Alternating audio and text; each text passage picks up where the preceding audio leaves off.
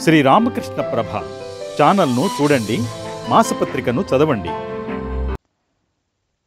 బ్రహ్మానందం పరమసుఖదం కేవలం జ్ఞానమూర్తిం ద్వంద్వాతీతం గగన సదృశం తత్వమస్యాది లక్ష్యం.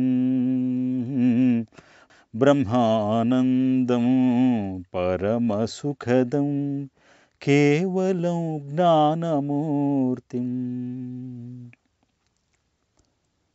ఓం నమో భగవతే రామకృష్ణాయ. భగవన్నామస్మరణతో నీ మనోశరీరాలు నిర్మలమవుతాయి. నామస్మరణకు అట్టి మహత్తు ఉంది. నామస్మరణ పట్ల విశ్వాసం పాదుగొలిపి భగవంతుని ధ్యానించు. భగవంతుని గుణగానం చెయ్యి. భవబంధాలన్నీ విడిపోతాయి. నిర్భయుడవవుతావు. ముక్తిని పొందగలవు. భగవత్కృపను పొందడము, భగవత్ సాక్షాత్కారము బడేయడము సమస్త సాధనల పరమ ప్రయోజనం.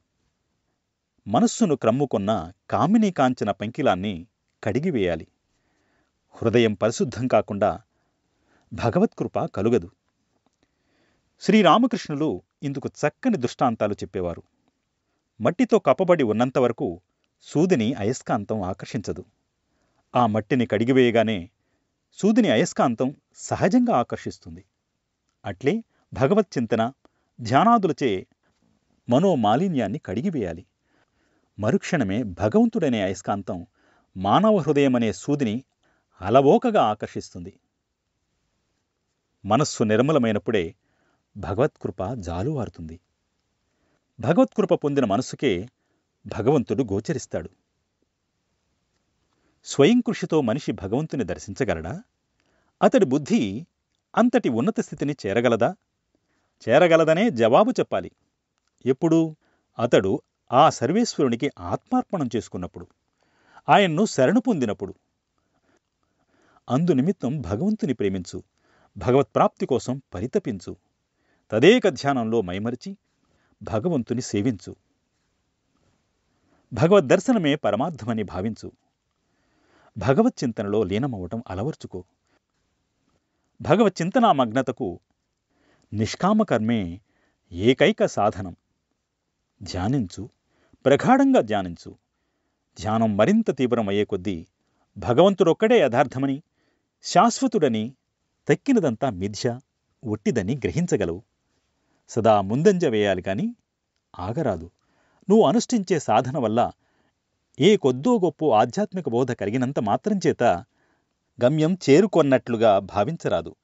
ఇంకా పురోగమించాలి. మనోవికాసం జనించాలి. పైపై వికాసం చాలదు. అగాధం వరకు వెళ్ళాలి.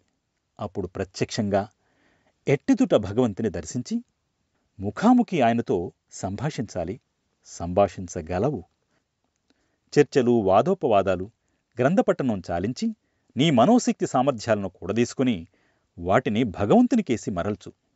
తదితర విషయాలపై ధ్యాసనుంచకు. ఆనందసాగరంలో మునిగిపో. క్షణిక సుఖాలకై శాశ్వతమైన బ్రహ్మానందాన్ని నెట్టివేయకు. ఆ బ్రహ్మానందాన్ని ఒక్కసారి చవిచూస్తే విషయ సుఖాలన్నీ నిస్సారంగా భాసిస్తాయి.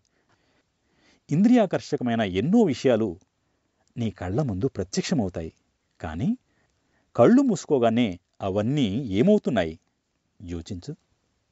ఈ విషయభోగాలనేవి మనిషిని అంధకారం నుంచి గాఢాంధకారంలోకి ఈడ్చుకుపోతాయి. కాబట్టి నువ్వు ఏ మార్గాన పయనించదలుచుకున్నావు? చీకట్లు అలుముకొన్న మార్గమా? జ్ఞానజ్యోతిని చూపే మార్గమా? నాయనలారా, జ్ఞానమార్గంలో కించిత్తు పయనించారు కదా, ఇక ఆ చీకటి మార్గాలలో పడకండి. విషయవాసనలు బలీయమైనవి, ఆకర్షణీయాలు అన్న దానిలో సందేహం లేదు. కానీ వాటికి మీరు తలొగ్గారో అవి మీ మనస్సులో దుష్ట సంకల్పాలు ప్రేరేపించడంతో ఊరుకోక మిమ్మల్ని అధోగతి పాలు చేస్తాయి. కాబట్టి భగవంతునికి ఆత్మార్పణం గావించుకోవడమే విషయాకర్షణల నుంచి విముక్తి పొందటానికి తరుణోపాయం. భగవంతుని అండన బలీయుడవై ఉండు. అదే నీకు రక్ష. అదే నిన్ను మాయలో పడకుండా కాపాడుతుంది. భగవత్కృపను పొందకుండా భవసాగరాన్ని తరించలేరు. బలయుతులకు దుర్బలులకు బలమెవ్వండు నీకు నాకు బ్రహ్మాదులకున్. బలమెవ్వండు ప్రాణులకును బలమెవ్వండట్టి విభుడు బలము సురేంద్ర. బలయుతులకు దుర్బలులకు బలమెవ్వండు నీకు నాకు బ్రహ్మాదులకున్. బలమెవ్వడు ప్రాణులకును బలమెవ్వండట్టి విభుడు బలము సురేంద్ర. శ్రీమదాంధ్ర భాగవతం ప్రహ్లాద చరిత్ర. ఓం నమో భగవతే రామకృష్ణాయ.